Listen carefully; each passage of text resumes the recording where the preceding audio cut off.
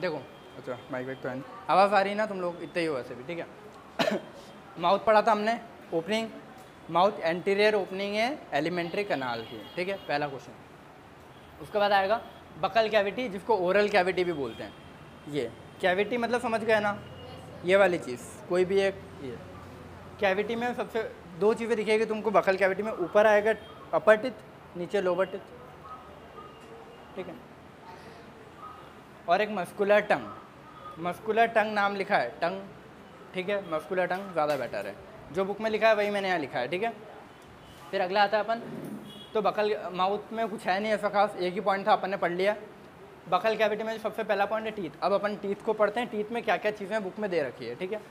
तो टीथ में टोटल अपने को मेन 3 पॉइंट्स पढ़ने हैं। 3 में सबसे पहला आता है कि टीथ एम्बेडेड, एम्बेडेड होते हैं मतलब गड़े हुए हैं, ठीक है, embedded in a socket of jaw bone. Jaw bone ये होती है, ये ऊपर वाली होती है मैक्सिला, नीचे वाली होती है मैंडिबल, मैंडिबल मूवेबल बोन होती है, ठीक है। तो इनमें सॉकेट्स होते हैं, ऐसे छेद होते हैं, ऐसे, ठीक है। तो इन बोन्स में ऐसे छेद होते हैं, ठीक है। जब तुम देखोगे ना तो बोन्स में छेद दिखेंगे, तो इन छेद को बोला है इसने socket, socket of jaw bone, jaw bone का सॉकेट है, और इसके अंदर कोई चीज़ एम्बेडेड है। क्या चीज़ एम्बेडेड है? टूथ। देखो शायद टीथ सभी को बोलते हैं, सारे टीथ, एक को बोलूँगा तो टूथ, अगर मैंने एक ऐसा पीस लिया ना कोई सा निकाल के, टूथ है, टीथ है, ठीक है। कितने 32 दांत होते जो भी है, टूथ है, ठीक है, एम्बेडेड है। तो ये जो चीज़ देखो, ऐसा भी तो हो सकता है ना कि बोन प्लेन हो और टीथ सिर्फ ऐसे ऊपर रखा हो चिपक के किसी चीज़, बीच में कोई मेम्ब्रेन हो और मेम्ब्रेन से सिर्फ चिपका हुआ हो। तो अपने ह्यूमंस के अंदर कैसा टाइप ऑफ टीथ होता है? बोन्स में छेद होता है जिसमें टीथ गड़ा हुआ होता है, इसको बोलते हैं थीकोडॉन्ट टाइप ऑफ डेंटेशन, ठीक है। तो अटैच्ड होता है उससे, और अटैच होगा यहाँ पे, जिन जिन चीज़ों से अटैच होगा कुछ कुछ कुछ ऐसी होगी, ठीक है। इसको क्या बोला? ये वर्ड याद रखना, ठीक है। थीकोडॉन्ट, डॉन्ट मतलब डेंटिस्ट्री से रिलेटेड है, थीको शायद इससे चिपकने से होगा। तो ऐसा जो पोर्शन होता है ना जो ऐसे छेद में जाके और इसमें गड़ा हुआ है, ये इसको बोला थीकोडॉन्ट टाइप ऑफ डेंटिशन। ये पहला पॉइंट है अपने टीथ में। पहला पॉइंट क्या है? Embedded in the socket of jaw bone. इस अटैचमेंट को क्या बोलते हैं? थीकोडॉन्ट, ठीक है। सेट्स ऑफ, अगला पॉइंट आता है sets of teeth during life time, पूरी लाइफ टाइम में, जब से अपन पैदा हुए हैं तब से जब तक मरते नहीं हैं, ठीक है। पैदा हुए तब दांत नहीं है, मरते हैं तब सारे दांत गिर जाते हैं। बीच में जो पोर्शन है जिसमें दांत रहते हैं उसमें 2 बार दांत आते हैं। एक बार जब बच्चा पैदा होता है उसके थोड़े टाइम बाद दांत आना शुरू होते हैं, फिर गिरते हैं, फिर आते हैं, बस वो आखिरी तक चलते हैं, वो गिरे फिर गए, ठीक है। 2 बार आए। तो सेट्स ऑफ टीथ, कितने सेट ऑफ टीथ आते हैं? अगर मैं अभी इनको निकाल लूँ, ये एक सेट मेरा बचपन में आया होगा जो गिर गया है, तुम्हारे आधे गिरे होंगे, मेरे पूरे गिर गए, ठीक है। तो एक सेट बचपन में आया था वो गिर गया, एक सेट अभी लगा है ना, सेट मतलब दोनों को मिला के, ठीक है। तो कितने टाइप ऑफ सेट होते हैं अपने पास? 2 सेट होते हैं अपने में, ठीक है। पहला होता है मिल्क टीथ या डैफिडियस टीथ। डैफिडियस पेड़ सुने होंगे तुमने शायद, डैफिडियस ट्रीज, सोशल साइंस में कभी पढ़ा होगा, डैफिडियस ट्रीज या डैफिडियस फॉरेस्ट करके, गूगल करना डैफिडियस नाम से। तो उसका मतलब ऐसा होता है कि शायद साल में पत्ते एक बार झड़ेंगे। डैफिडियस का मतलब ये होता है कि उसके साल में या तो एक बार पत्ते झड़ेंगे, लाइफ टाइम में एक बार पत्ते झड़ेंगे। एक बार गूगल करके डैफिडियस का मीनिंग इनमें से देख लेना, ठीक है। तो एक बार पत्ते झड़े, फिर वापस नए सीज़न में नए पत्ते आए ना, डैफिडियस मतलब ये होगा कि एक बार झड़ा पत्ते और फिर वापस आए, बस पूरी लाइफ टाइम, क्योंकि यहाँ भी लाइफ टाइम की बात की गई ना, समझ। तो टीथ एक बार आए, झड़े, वापस आए। डैफिडियस पेड़ में पत्ते स्टार्टिंग में आए, पत्ते झड़े, वापस आए, तो 2 बार आए। पहले वाले को बोलेंगे मिल्क टीथ या डैफिडियस टीथ, सेकेंड वाले को बोलेंगे परमानेंट टीथ या एडल्ट टूथ, ठीक है। मैं लिख देता हूँ, टेम्पररी मिल्क या डैफिडियस टीथ, पूरा नाम ऐसे याद रखना, ठीक है। Temporary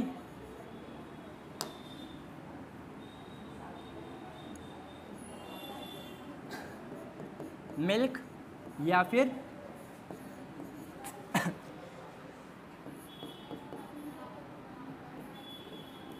डेफिडियस teeth. ठीक है, पहला हो गया टेम्पररी मिल्क या डेफिडियस टीथ जो कि गिर जाएंगे, पढ़ लो तुम दोनों। ठीक है, सेकंड आता है परमानेंट या अडल्ट टूथ। हाँ नहीं नहीं, मैं तुम्हारी जनरेशन वाला टीचर हूँ, समझ गए।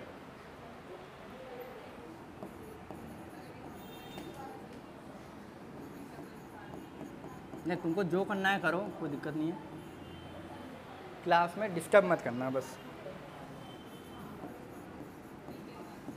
तुमको खाना खाना है, फ़ोन चलाना है, जो करना है करो, इधर ध्यान दे के बस। ठीक है, तो बट इधर ध्यान दे लोगे तो तुमको यहीं पे बहुत सारी चीज़ें याद हो जाएगी, ये है, ताकि घर पे जाके इतनी मेहनत नहीं लगेगी। वरना घर पे जाके वापस वीडियो देखोगे, वापस उतना टाइम जाएगा, घर पे फ़ोन चला लेना बेटर है।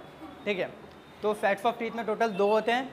पहला टेम्पररी मिल्क या डेफिडियस टीथ जो कि बचपन में आते हैं, गिर जाते हैं। ठीक है, इसलिए उनको बोला टेम्पररी। मिल्क दूध के दांत बोलते हैं, डेफिडियस क्यों बोला, क्योंकि गिर जाते हैं। ठीक है, परमानेंट टीथ या अडल्ट टीथ अडल्ट होने के बाद आते हैं और परमानेंट रहते हैं आखिरी तक। ठीक है, ये 2 टाइप। तो जब भी ऐसा 2 टाइप आता है ना, तो इस चीज़ को भी एक बोलते हैं 2 बार आ रहा है, डाइफायोडोंट। एक वर्ड होता है डाइफायोडोंट। क्या हो गया? हाँ, ये बहुत इंपॉर्टेंट नाम है, अभी हो जाएंगे याद है वो। डाइफायोडोंट।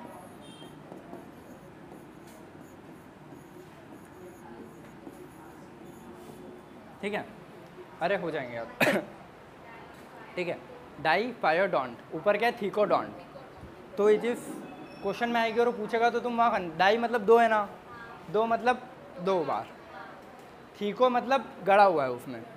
ठीक है, थीकोडोंट। टाइप्स ऑफ टीथ, कितने टाइप के टीथ होते हैं अपने, वो रहा डायग्राम, 4 टाइप के, इंसाइवर, कैनाइन, प्रीमोलर, मोलर। ठीक है, अगर मैं इसको तुमको यहाँ पे, चलो डेंटल फॉर्मूला बाद में बताएंगे। तो टाइप ऑफ टीथ कितने होते हैं? 4। ठीक है, 4 में इंसाइवर,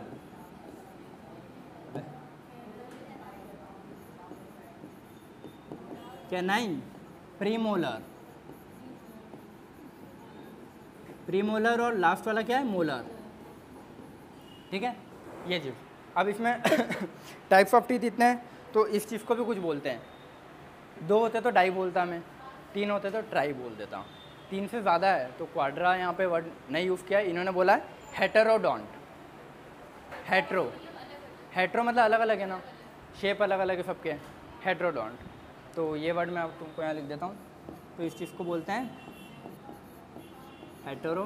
देखो डोंट तो सभी में, अब कौन सा डोंट है वो तुमको याद रखना है।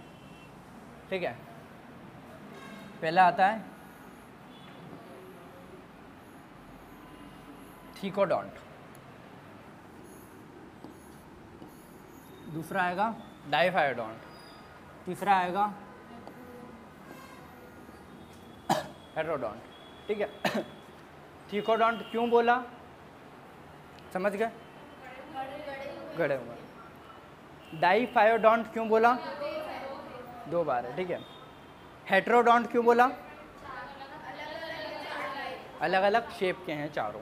ठीक है, तो वर्ड्स के हिसाब से याद रखना। हेटेरो बोल रहा है मतलब तुम समझ जाओ कि 2 से तो ज़्यादा ही हैं, कुछ बहुत अलग है। हेटेरो मतलब टाइप की बात कर रहा है। डाई बोले तो 2 बार कौन सी चीज़ टीथ गिर रहे हैं, आ रहे हैं 2 बार। थीको बोले तो वर्ड ही अलग जा रहा है, नया टर्म है, गड़े हुए के हिसाब से। ये 3 वर्ड्स तुमको याद रखने हैं, बहुत इंपॉर्टेंट। अगर टीथ से कुछ पूछा ना, उससे एनसीईआरटी से कुछ पूछा, थीकोडोंट, डाइफायोडोंट, हेटेरोडोंट, खत्म, टीथ खत्म। हाँ, लेकिन ऐसा नहीं होता ना, 2 बार होते हैं इसलिए उसको डाइफायोडोंट, अपने अंदर डाइफायोडोंट बोलते हैं। कुछ जानवर ऐसे होते होंगे जिनके बार बार गिरते आते हैं, शार्क, उनको कुछ और बोलते हैं, वो लिखा हुआ है बुक में, लेकिन अपने को क्या करना, ये बोलते हैं। सारी चीज़ें देख, बुक में बहुत सारी लिखी हुई है, अपने को सिर्फ वही पढ़ना है जो बुक में दी है। ठीक है ये 3 चीज़ याद रख लो, थीकोडोंट, डाइफायोडोंट और हेटेरोडोंट। ठीक है, टीथ का ब्रीफ डिस्क्रिप्शन ये है, फ़ोटो लेना है ले लो, अगर लेना है तो, ठीक है, या वीडियो में देख लेना, ठीक है।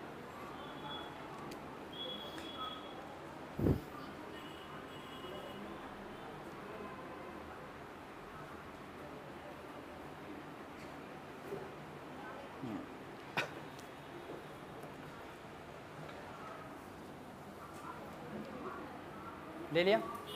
अच्छा, इसमें कोई डाउट किसी को? नाम तो देखो, नाम कैसे याद करना है, रिपीट कर लो, खुद से रिपीट करो।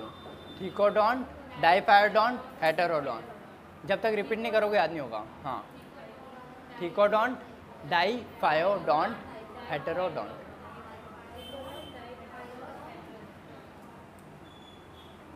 हो गया क्या? हाँ, ये याद नहीं है, कंफ्यूज देखो अभी कंफ्यूज हो रहे हो, ठीक है, बार बार पढ़ोगे नहीं होगे। ये ज़्यादा टफ है शायद, इंसाइवर कैनाइन, प्रीमोलर, मोलर से। तो ये तीनों नए हैं, ये याद करने, पुराने तो फिर भी याद है। इंसाइवर कैनाइन, प्रीमोलर, मोलर, और इधर आएगा थीकोडोंट, डाइफायोडोंट, हेटेरोडोंट। इसको तुम कैसे याद करोगे?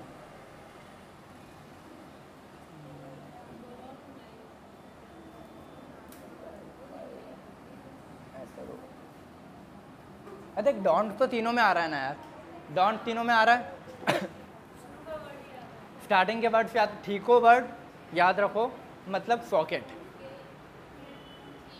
थीको मतलब सॉकेट, ऐसे याद रख लो, सॉकेट ऑफ जॉ बोन।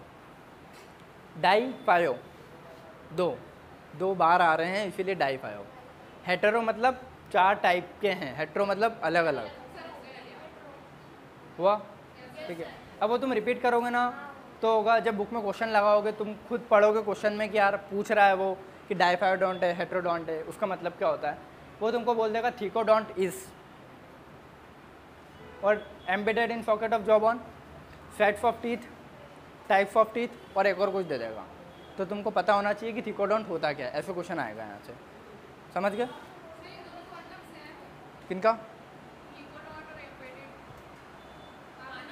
हाँ बोल सकते हो, लेकिन ये जो अटैचमेंट है ना टीथ का सॉकेट में, इस अटैचमेंट के टाइप को बोला गया है थीकोडोंट टाइप ऑफ डेंटेशन, ठीक है। एक बार तुमको रिपीट भी करना पड़ेगा यार, देख बहुत सारे पे लिखा है, ये मैं माउथ ओपन कर रहा हूँ, आ तुमको ऊपर के टीथ क्यों? हाँ हाँ, नोट्स देख के ही बनाते ना अपने को, सर ये चीज़ ज़्यादा इंपॉर्टेंट है ना ऐसा। अब वो तुम कहीं से भी देख के लिखो, मैं इधर आके देख के लिख रहा हूँ या यहाँ से लिख रहा हूँ, जल्दी है। अगर समझ में आ रहा होगा ना तो देख लेगा देखने वाला, उसको किताब से कोई फ़र्क नहीं पड़ेगा।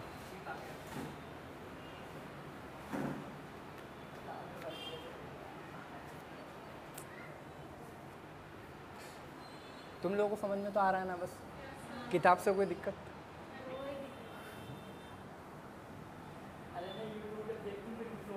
नहीं, हाँ, अगर तुम लोग कोई यूट्यूब पे देखो और कोई टीचर ऐसे पढ़ा रहा है बुक लेके, तो तुमको लगेगी वो नहीं देखना चाहिए, या समझ में आ रहा होगा तो देख लोगे।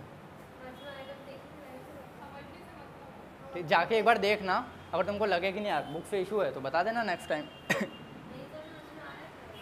आ रहा है, देख समझना इंपॉर्टेंट है मेरे पर्सपेक्टिव से। तो अब मैं बुक लेके खड़ा हूँ या बहुत सारी किताब कुछ भी रखूँ, मैं लैपटॉप में से देख के था, मेरा क्या है, तुम्हारा क्या जा रहा है, तुमको समझना है समझो चुपचाप बैठ के। डेंटल फार्मूला, ठीक है, डेंटल फार्मूला को कैसे रिप्रेजेंट करेंगे? सपोज ये कोई बंदा है, इसने मुंह खोला हुआ है, हाँ, ऊपर टीथ है, नीचे टीथ है, ठीक है, नीचे ऊपर, इसको मैं 4 पार्ट्स में डिवाइड कर रहा हूँ। अरे ऐसे ऐसे ख़त्म। इधर वाला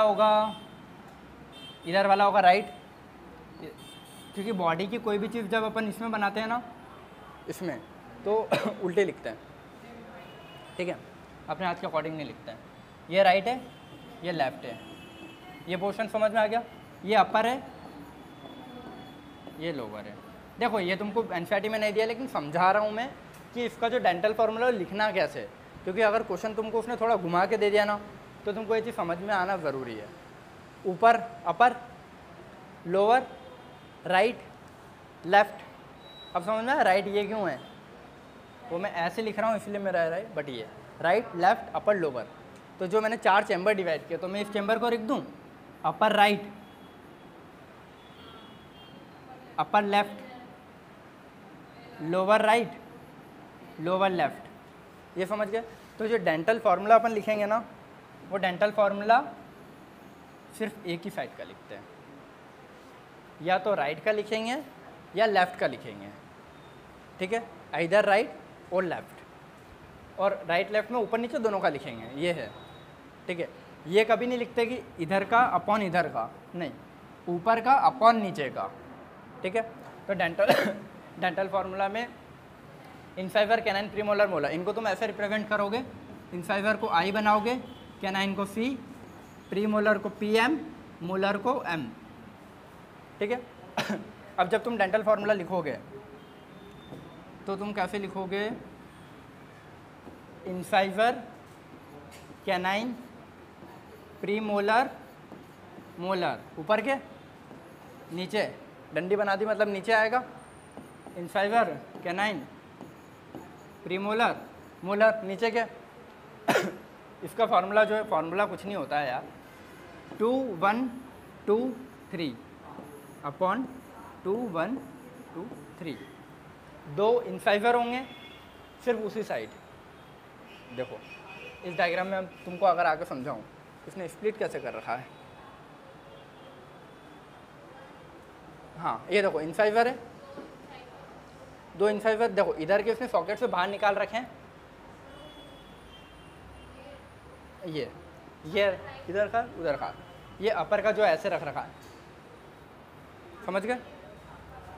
2 इंसाइवर है, 1 कैनाइन है, 2 इंसाइवर है, 1 कैनाइन है, 2 प्रीमोलर है, 3 मोलर है आखिरी के। लास्ट वाले मोलर को अकल डार्ट बोलते हैं, ये पता है, उसको इंग्लिश में कुछ बोलते हैं, हाँ ठीक है। ये हो गया। सेम इधर भी है, 1 ये या 2, फिर ये हाँ जो भी है 2 1 2 3, ठीक है, ये हो गया। अरे यार इसके भारी चोट ले रहा, समझ गया ना। 2 1 2 3 2 1 2 3 क्यों लिखा। इधर का देखो, अगर मैं यहाँ से लिखूँ, ये किसी बंदे ने, मैंने ही मुंह खोल रखा है, मेरा मुंह ऐसे चिपका हुआ है, 2 यहाँ लिखूँगा, 2 इंसाइवर इधर होंगे, 1 2 3, मतलब यहाँ 2 इंसाइवर होंगे, फिर 1 कैनाइन, फिर 2 प्रीमोलर, फिर 3 मोलर। अब यही चीज़ मैं अगर इधर की लिखूँगा तो इधर कैसी हो जाएगी, 2, तो इसके पास में इंसाइवर होंगे ना, ऐसा तो नहीं इधर इंसाइवर फिर कैनाइन आ गया, उल्टा आ गया, इंसाइवर के पास में इंसाइवर। ये 2 इंसाइवर, 1 कैनाइन, 2 प्रीमोलर, 3 मोलर। नीचे से शुरू करूँगा तो सामने के इंसाइजर होते हैं, फ्रंट के, तो 2 1 2 3, 2 1 2 3। ये मैंने कैसे लिखा समझ में आ गया। सामने के होते हैं इंसाइजर, लेफ्ट राइट दोनों के, फिर कैनाइन, फिर प्रीमोलर, फिर मोलर। ऊपर भी इंसाइजर, कैनाइन, प्रीमोलर, मोलर। तो टोटल अगर अपर में इंसाइजर पूछूं तो कितने होंगे, अपर में टोटल कितने इंसाइजर होंगे, 4, 2 इधर के 2 इधर के, 2 1 2 3, तो इधर का भी 2 1 2 3, तो 2 होंगे ना, डबल करना है, ठीक है। टोटल इंसाइजर कितने होंगे, टोटल ऊपर नीचे सब मिला के मुंह में 8, 2 2 2 2। ये चीज़ आ गई समझ में, ठीक है। पक्का किसी को कोई डाउट, ये समझ में आ गया। इससे अपन ये लिखते हैं ICPMM, इंसाइवर, कैनाइन, प्रीमोलर, मोलर, ये 2 1 2 3। ये याद रखना, ये एडल्ट का है। एडल्ट मतलब जब बड़े हो जाते हैं अपन तब का है, ठीक है। एडल्ट यहाँ पे बोल रहा है 25 साल तक के आदमी को बोल रहा है, 24 25, ठीक है। जिसका लास्ट वाला जो मोलर है वो भी आ जाता है, क्योंकि 20 की एज में जब अपन होते हैं 20 21, तब अक्ल डार्ट नहीं आती है, उस टाइम इमर्ज होती है धीरे धीरे, फिर वो जॉब हटता है तब आती है, ठीक है। तो अगर 20 साल वाले इंसान का मैं फार्मूला लिखूँ तो मैं उसमें क्या लिखूँगा, ये मैं तुमको, ये एनसीईआरटी में दिया हुआ नहीं, मैं तुमको समझा रहा हूँ, सिर्फ लिख भी नहीं रहा यहाँ। 2 1 2 2, अपॉन 2122, क्योंकि 1 मोलर गायब रहेगा हर जगह से, यहाँ से यहाँ से यहाँ से यहाँ से, हर जगह से 1 मोलर गायब रहेगा। तो 2122 20 साल के आदमी का पूछे तो। बट एनसीईआरटी में सिर्फ एडल्ट का दिया है, चाइल्ड का भी नहीं दिया है। बट चाइल्ड का एग्जाम में आया हुआ है, तो चाइल्ड का अपने को याद करना है, ठीक है। हाँ वो याद करते हैं ना अब। 2123 एडल्ट का हो गया, नंबर याद कर लेना तुम 2123, जैसे तुमको करना है करते रहना, ठीक है। ये छोड़, हाँ अब यही फॉर्मूला अगर मैं लिखूं छोटे बच्चों का, ठीक है, तो उसमें होता है 2102 अपॉन 2102। अब मैंने 0 लिखा है, मतलब कौन सा टीथ एब्सेंट होता है बच्चों में, ठीक है। तो बच्चों में प्री मोलर्स एब्सेंट होते हैं, क्वेश्चन आया हुआ है कि चिल्ड्रंस में या बच्चों में कौन से टीथ एब्सेंट होते हैं, प्री मोलर। और मोलर उनमें तो होगा ही नहीं, मतलब लास्ट वाला जब 20 साल के आदमी में नहीं है तो बच्चों में कहाँ से आ जाएगा। तो इसीलिए वहाँ तो 2 ही रहेगा, 2 ये चीज़ भाई समझ में। ये 0 क्यों है,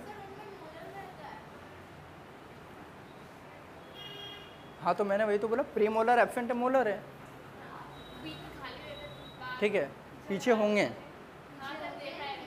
बीच में नहीं रहते ना। तो 2102 0 कहाँ का है, प्री मोलर का है। तो प्री मोलर एब्सेंट होते हुए क्वेश्चन आएगा, इसको नोट में कर लेना कि चिल्ड्रन में कौन सा टीथ एब्सेंट होता है। ये चाइल्ड का डेंटल फार्मूला है और ये एडल्ट का है, यही पूछेगा तुमसे। एडल्ट मतलब 2123, चाइल्ड मतलब 2102, आधे इधर का आधे इधर का, ऐसा है, या उधर का, ठीक है। और इसमें तो ये चीज़ तुम लिख लेना यार, पता है कि चाइल्ड में हिंदी में लिख लेना अपनी भाषा में, बच्चों में प्री मोलर्स एब्सेंट होते हैं, ठीक है। Premolars are absent in children.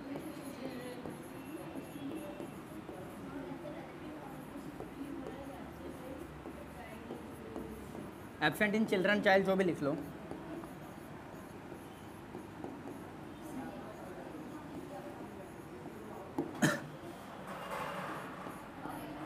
ये इंपॉर्टेंट है, ठीक है, वो लाइन इसीलिए मैंने बताई है। ये देख लो, ये डेंटल फार्मूला में जो अगर तुमसे कोई चीज़ पूछेगा ना वो यही पूछेगा, या तो एडल्ट का पूछ लेगा या चाइल्ड का पूछ लेगा, या फिर अगर उसमें यहाँ से उसने कुछ घुमाया भी तो तुम यहाँ से चेक कर लेना कि कौन सा टीथ अगर एब्सेंट है। अगर वो 2023 बोल रहा है और पूछ रहा है कि कौन सा टीथ एब्सेंट है, तो तुम बता सकते हो कि जहाँ 0 है वो वाला टीथ एब्सेंट है। अगर क्वेश्चन में ऐसा दे दिया कि 2023 और पूछ लिया कि which teeth is absent in this type of dental formula, तो तुमको पता है कि जहाँ 0 आ रहा है वो वाला टीथ एब्सेंट है। तो डेंटल फार्मूला से हम यही पता करते हैं कि कौन सा टीथ एब्सेंट है, कौन सा प्रेजेंट है। ये दोनों याद करने हैं चिल्ड्रन और एडल्ट का, ठीक है। ये हो गया। 20 साल वाले में 2122, क्योंकि उसमें लास्ट वाला मोलर नहीं होगा, ठीक है। फिर एक बार इसको डायग्राम को देख लेना कि इसमें 3 रूट्स होती है, मोलर में 3 रूट्स होती है, शायद प्री मोलर में भी होती है, मुझे नहीं पता, बट यहाँ पे क्लियर जिसमें लिख रहा है। अगर तुमको उसने डायग्राम दे दिया और पूछ लिया, डायग्राम ये नहीं दिया, इस टूथ को उठा के यहाँ रखा, इस टूथ को यहाँ रखा, इसको पहले रख दिया और उसको बाद में रख दिया, और पूछ लिया कि कौन सा दांत कौन सा है, तो तुम कंफ्यूज हो जाओगे वहाँ, ठीक है। तो ये याद रखना कि 3 रूट्स वाला कौन सा है, ये मोलर, ठीक है। अगर क्वेश्चन ऐसा आता है, सपोज अगर मैंने पेपर बनाया, हाँ हो सकता है, अब वो श्योर नहीं हुआ यार मैं, बट ऐसे अलग से अगर तुमको तीनों दिख रहे हैं ना तो मोलर है, क्योंकि वो डायग्राम तुमको बाहर से कभी नहीं देगा, नीट वाला डायग्राम सिर्फ एनसीईआरटी के देगा। सपोज अगर तुम 3 बोल रहे हो उसको, तो ये भी तो हो सकता है ना कि ऐसा एक हो बीच में ऐसा हो, इसलिए तुमको पीछे का स्प्लिटेड दिख रहा हो सकता है। तो मुझे भी नहीं पता, मैंने डेंटिस्ट्री नहीं पढ़ी है, बट यहाँ पे जो दिख रहा है कि 3 इसमें दिख रहे हैं वो भी अलग से, ठीक है, बचे हुए ये। अगर तुमको डायग्राम देके पूछता है तो ये मोलर है, याद कर लेना।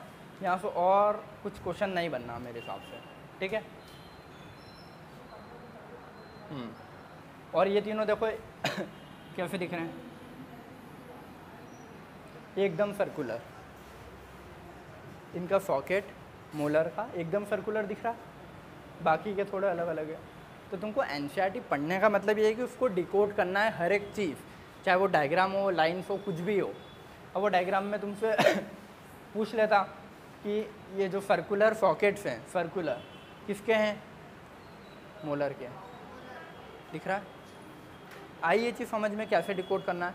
अगर तुम खुद से पढ़ते हैं ना तो तुम शायद ये डायग्राम स्किप कर देते सिर्फ नाम देख के, ठीक है।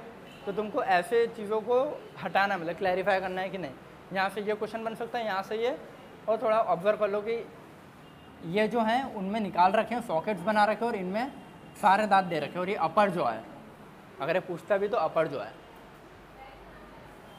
लोअर का बनाता तो ऐसे बनाता, नीचे से यू बनाता, ठीक है। अपर का है इसीलिए ऐसा है, ठीक है। डेंटल फार्मूला हो गया। अब डेंटल फार्मूला के बाद अपन एक चीज़ देख लेते हैं कि दांत दिखता कैसा है, ठीक है। हाँ, और उसमें कुछ 1-2 पॉइंट पे लास्ट स्लाइड है टीथ की, ठीक है। उसके बाद 2-3 पॉइंट पे टंग के, उसके बाद तुम लोग बता देना कि तुमको आगे कंटिन्यू करना है या नहीं करना है, बट इतना तो बैठ ही जाओ, ठीक है। छोटा सा ही है।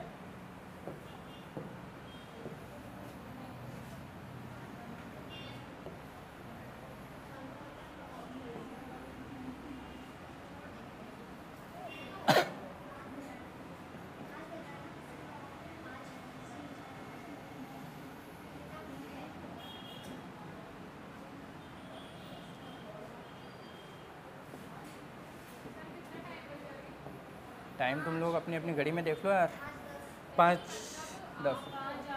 मैंने बोला तो सही। ये टीथ का लास्ट स्लाइड है।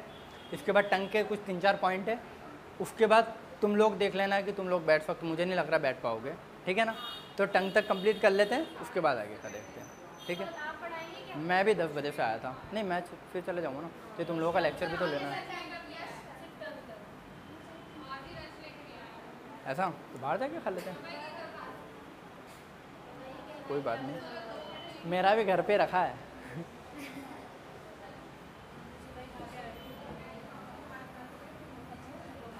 अरे ग्रीन नहीं यार, सॉरी, ब्लू करना था उसको। चलो ठीक है, जो भी है ये हो गया।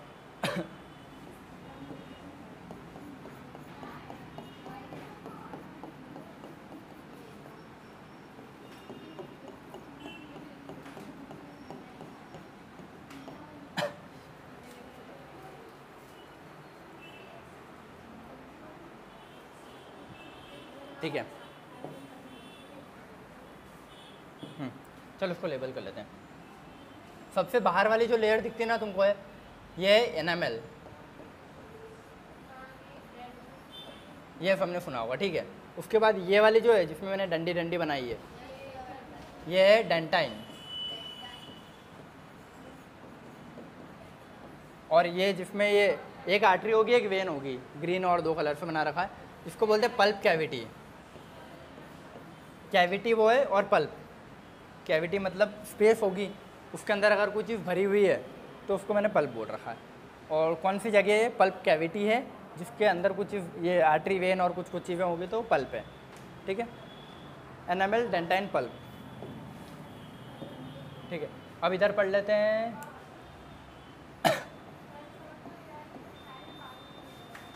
ये क्राउन सबसे पहला पार्ट, फिर क्राउन के बाद आता है ये वाला पार्ट। अगर पूछो तो ये आता है नेक, और देखो थीकोडोंट वर्ड याद आया। थीकोडोंट मतलब टूथ एम्बेडेड था, बोन सॉकेट में एम्बेडेड था, ठीक है। ये तो ये बोन का सॉकेट है, ये नीचे वाला, ये यहाँ से बोन का सॉकेट है।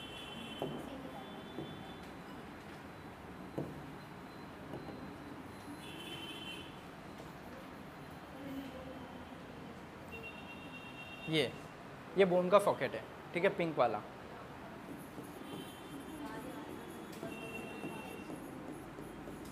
बोनी सॉकेट। चलो बाय बाय,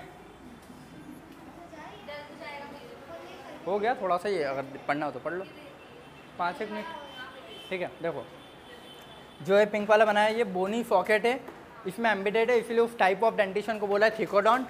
ये रिवाइज हो गया।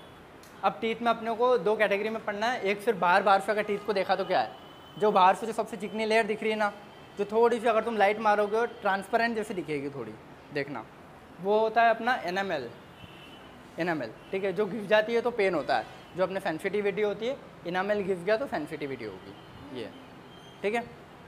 उसके बाद आता है डेंटाइन, उसके अंदर की लेयर। डेंटाइन में जो डंडियाँ हैं, इस पर एक बार पता नहीं कोई एग्जाम में आता है, डंडियों को बोलते हैं शार्पिस्ट फाइबर, काम का नहीं है छोड़ दो, एनसीईआरटी में नहीं दिया, ये भी नहीं दिया है, बट ये तो तुमको पता तो होना चाहिए ना दांत दिखता कैसा है, इसीलिए। हाँ, तुमने दिल बना दिया, ठीक है ठीक है।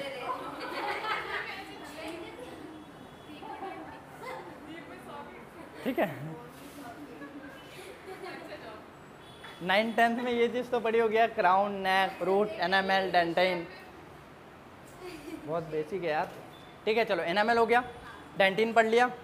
थर्ड आता है अपना पल्प कैविटी। पल्प कैविटी में आर्टरी, वेन्स और सारी होगी। दांत को भी तो न्यूट्रिशन चाहिए ना ग्रो करने के लिए, कहाँ से मिलेगा? आर्टरी वेन से, जिसमें वो खाना एब्जॉर्ब होकर नसों से यहाँ तक आ रहा है, तो नसें यहाँ भी तो होनी चाहिए ना, ठीक है। ये हो गया एनामेल, डेंटाइन, पल्प। बोनी सॉकेट हो गया, और उसमें कुछ और चीज़ें जो बाहर दिख रहा है ना, वाइट वाइट जितना पार्ट पूरा है क्राउन। गम्स के अंदर जो है ना, पिंक पिंक के अंदर, उसको बोला नेक, और जो बोन के अंदर है ना, उसको बोला रूट।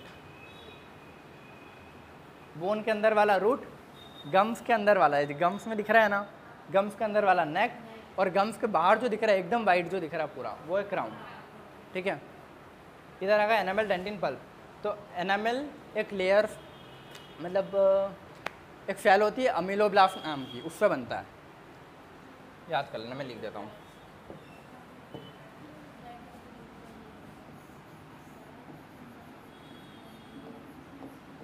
अमाइलोब्लास्ट।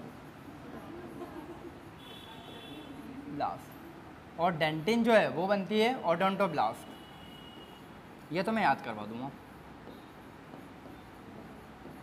देखो, डेंटाइन मतलब डेंटिस्ट, डेंटिन मतलब डेंटिस्ट, समझे? डेंटिस्ट मतलब ओरल कैविटी, ओरल कैविटी मतलब ओडोंटोब्लास्ट। इसको ऐसे याद कर लेना। डी से डेंटिन से डेंटिस्ट, डेंटिस्ट मतलब ओरल कैविटी, ओरल कैविटी मतलब ओ से ओडोंटोब्लास्ट, ठीक है।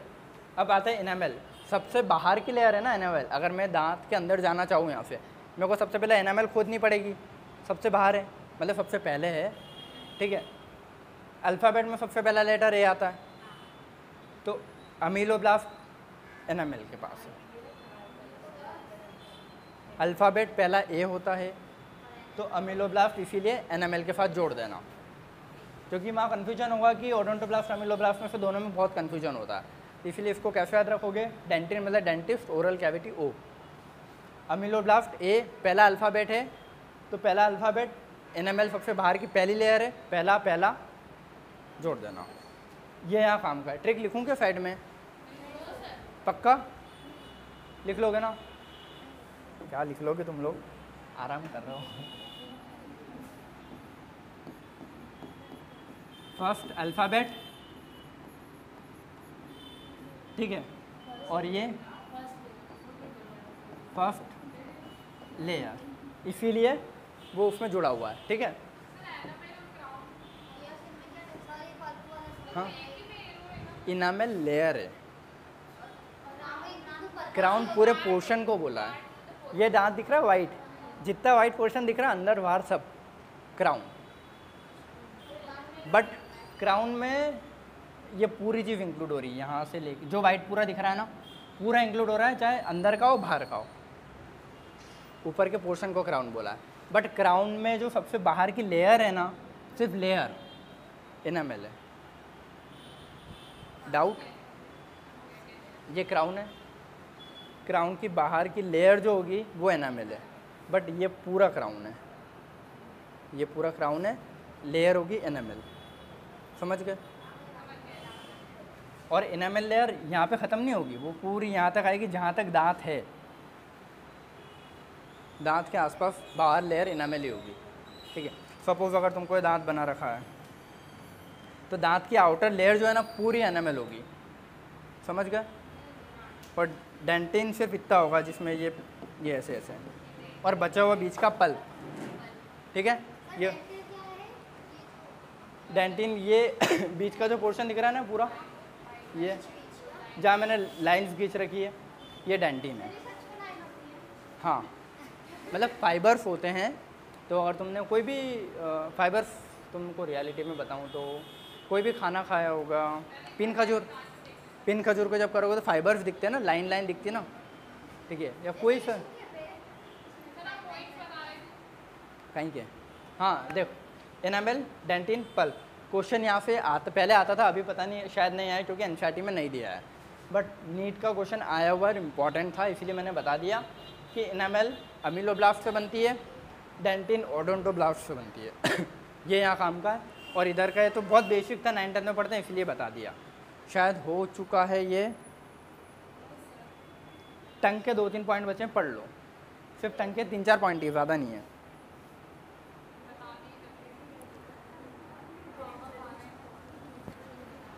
एनामेल में एक चीज़ लिख लेना, hard chewing surface of teeth.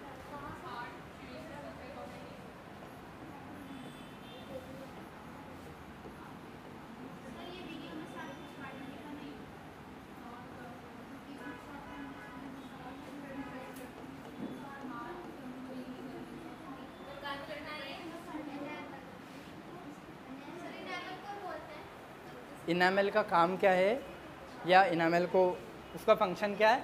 Hard chewing surface, समझते हो ना? इनामेल क्या है? सरफेस से बाहर की, हार्ड है, बॉडी के सबसे जो हार्डेस्ट पार्ट में गिनोगे या लेयर में तो इनामेल ही होती है, बॉडी की सबसे हार्डेस्ट पार्ट या लेयर इनामेल होती है, ठीक है। इनामेल हार्ड चीविंग, दांत चबाने में काम आ रहा है ना, इसकी इनामेल, इन दोनों के बीच में तो फूड क्रश होगा, समझ गए? ये दांत है, सपोज ये दांत है, इनके ऊपर एनामेल, इसके ऊपर एनामेल, तो इनामेल के बीच में तो दांत फूड क्रश होगा। तो हार्ड होता है एनामेल, चीविंग सरफेस है टीथ की। ये डेफिनेशन लिखी इसलिए बता रहा हूँ क्योंकि तुमको एनसीईआरटी का एटलीस्ट कोई पॉइंट मिस ना हो। अगर वो दे देता है hard chewing surface of teeth और तुमको बोल देता है क्राउन, नेक, रूट, पल्प, डेंटिन, एनामेल, तुमको एनामेल लगाना है, ठीक है। टंग के बता देता हूँ, फिर तुम लोग चले जाओ। ठीक है, टंग के कुछ क्या पल्प, इसके अंदर जितना भी पोर्शन है ना सारा पल्प है, ठीक है। किसी का कोई डाउट इसमें? हाँ देख, अगर मैं ग्रीन और रेड लाइन हटा दूँगा ना तो जो जगह बची, जगह को बोलते हैं कैविटी। ये रूम है, रूम एक कैविटी है, इस बिल्डिंग के अंदर एक कैविटी है जिसमें तुम लोग बैठे हो, तो तुमको पल्प बोला है और रूम को पल्प कैविटी बोला है, पल्प की कैविटी, तो उस कैविटी में पल्प है, समझ गया? लास्ट तो कहिए आज का लास्ट टॉपिक है अपना टंग, ठीक है। टंग या कुछ 3-4 पॉइंट्स है, वही अपन पढ़ेंगे जो बुक में दे रखे हैं। ठीक है। टंग क्या है? फ्रीली मूवेबल मस्कुलर ऑर्गन है, फ्रीली मूवेबल मस्कुलर ऑर्गन है। अगर मैं इससे पहले सुन लो, लास्ट पॉइंट है। अगर मैं इससे पहले तुमसे पूछता कि टंग ऑर्गन है या नहीं है, क्या बोलते हैं? बोल देते हैं? पता नहीं, तुम बोलते, मैं शायद नहीं बोलता, सोचता टंग थोड़ी ऑर्गन में आता है, ठीक है। बट अगर लिखा है ना इसमें कि मस्कुलर ऑर्गन है, तो याद रखना है कि टंग भी एक ऑर्गन है। बॉडी में शायद अप्रॉक्स 78 के आसपास ऑर्गन होते हैं, सिर्फ जो अपन पढ़ते हैं वो नहीं, कुछ सब मिला के 70, तो टंग भी एक ऑर्गन है। 72 78 कुछ होता है, मतलब प्लस 70 में होते हैं, ठीक है। तो टंग का पहला पॉइंट ये याद रखना कि टंग ऑर्गन है, मस्कुलर है। कौन सी मसल है? Skeletal muscle.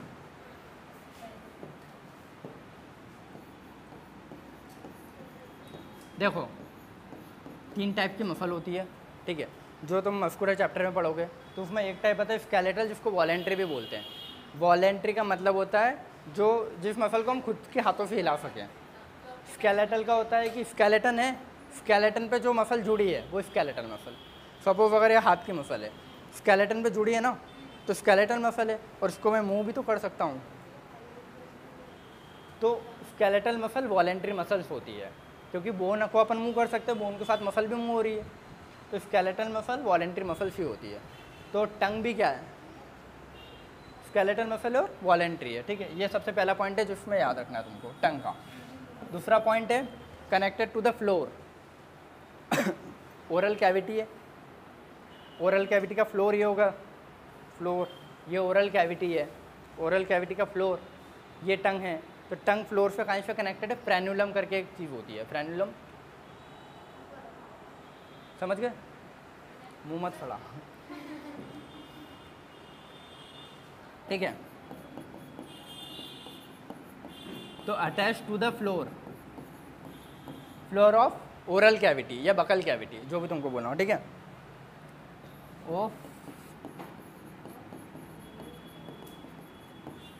Oral cavity by, ये वर्ड याद रखना इंपॉर्टेंट है ना, फ्रेन्यूल, ठीक है। Attach to the floor of oral cavity by frenulum. Frenulum समझ गए सब लोग क्या होता है, ये तो घर जाके देख लेना, जो एक तुमको अटैचमेंट दिखेगा लिगामेंट जैसा, ठीक है, वो फ्रेन्युलम है। ये हो गया। फिर टंग की अपर सरफेस जो होती है ना, देखो लोअर सरफेस पे तो शायद आर्टरीज दिखेगी तुमको, दो वेन्स दिखेगी, दो ग्रीन कलर की डार्क कलर की वेन्स दिखेगी, ठीक है। वो चिकनी है ना लोअर लेयर, ऊपर करोगे तो ऊपर थोड़ी खुरदुरी है, मतलब थोड़ा ऐसे है, ठीक है। तो ऊपर होते हैं टेस्ट बर्ड्स, टंग के अपर लेयर पे होते हैं टेस्ट बर्ड, ना कि लोअर लेयर पे। तो अपर सरफेस है टेस्ट बर्ड्स, ठीक है। मतलब स्मॉल प्रोजेक्शन बोला उसने, वैसे स्मॉल प्रोजेक्शन समझ गए ना, उभार, उभार किसी चीज़ से उभार, रोमटे खड़े होते हैं तो रोमटे क्या उभार है ना, छोटे छोटे, ऐसे टंग पे से ऐसे रोमटे जैसे हैं, हाँ हाँ, तो उन्हीं को बोलते हैं स्मॉल प्रोजेक्शंस। उनको आगे हम क्या बोलेंगे, टेस्ट बर्ड्स। ये तो इसमें ये लिया लाइन लिखी, the upper surface of tongue is small projections called papillae, और उन पैपिले के अंदर होते हैं टेस्ट बर्ड्स।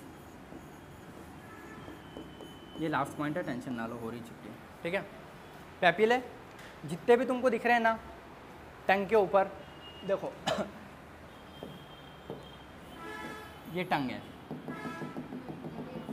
यहाँ पे ऐसे होंगे, पीछे थोड़े बड़े बड़े होंगे, देखना ऐसे ओपन करके देखना आज अपनी टंग, और यहाँ साइड में ऐसे ऐसे होते हैं, और यहाँ एक बड़ा सा होता है, ये होती है अपनी टंग। तो ये जो तुमको ऊपर वाली सरफेस पे से जो खुरदे पार्ट दिखते हैं, इन सभी को बोलते हैं पैपिले, सब मिलके होता है पैपिले, ठीक है। अब पैपिले टोटल 4 टाइप के होते हैं, बुक में नहीं है बट बता रहा हूँ ऐसा कि 4 टाइप के होते हैं, ठीक है। जिसमें से कुछ ही पैपिलेज में क्या होता है, some of which bear taste birds.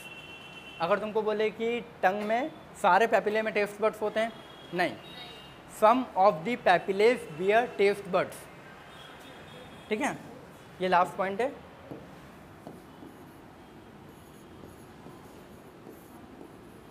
Beer taste buds, और सम में भी 2 मिनट में, सम में भी कौन सी वाली, जो 4 टाइप है, तो मैं चारों के नाम नहीं बता रहा हूँ तुमको, एनसीईआरटी में ना नाम दिए ना 4 टाइप दिए, बट तुम याद रखना पैपिले 4 टाइप के होते हैं। उसमें से ये पॉइंट हाईली इंपॉर्टेंट है, सम बियर टेस्ट बर्ड्स आएगा, तुम गलत ना करना, ठीक है। सम बियर टेस्ट, सम में से कौन सा, फंजीफॉर्म नाम का एक होता है, याद रखना हो तो ठीक, वरना छोड़ देना, ठीक है। फंजीफॉर्म, ठीक है। 4 टाइप के होते हैं, जिसमें से फंजीफॉर्म वाले में ही टेस्ट बर्ड्स होते हैं, बाकी में नहीं होते हैं, ठीक है। ये हो गया टंग का पोर्शन। देखो टंग को एक बार और देख लेते अपन, फ्रीली मूवेबल है, देखो हाथ है, हाथ पे एक रेस्ट्रिक्शन आ जाएगा ना, यहाँ से एल्बो जॉइंट के पीछे नहीं जा सकता, सिर्फ आगे जा सकता है, साइड में नहीं जा सकता अगर यहाँ से रोक लूँ तो, ठीक है। टंग फ्रीली है, ऊपर नीचे सर्कुलर सब दूर घूम जाएगी। फ्रीली मूवेबल मस्कुलर ऑर्गन, कौन सी मसल, स्केलेटल मसल, ठीक है, स्केलेटल मसल, वो एम कर देना उसको, ठीक है। Attach to the floor of oral cavity, oral cavity के फ्लोर नीचे, ठीक है। बाय फ्रेन्यूलम, ये पॉइंट भी बहुत इंपॉर्टेंट है। अपर सरफेस पे स्मॉल प्रोजेक्शन होंगे जिनको पैपिले बोलते हैं। पैपिले में होते हैं टेस्ट बर्ड्स, लेकिन सारे पैपिलेज में नहीं होते। Some of the papillae bear taste buds, और सम में भी अगर नहीं पूछेंगे याद कर लेना, हो तो ठीक है, वरना पंजी फॉर्म में पैपिले होते हैं।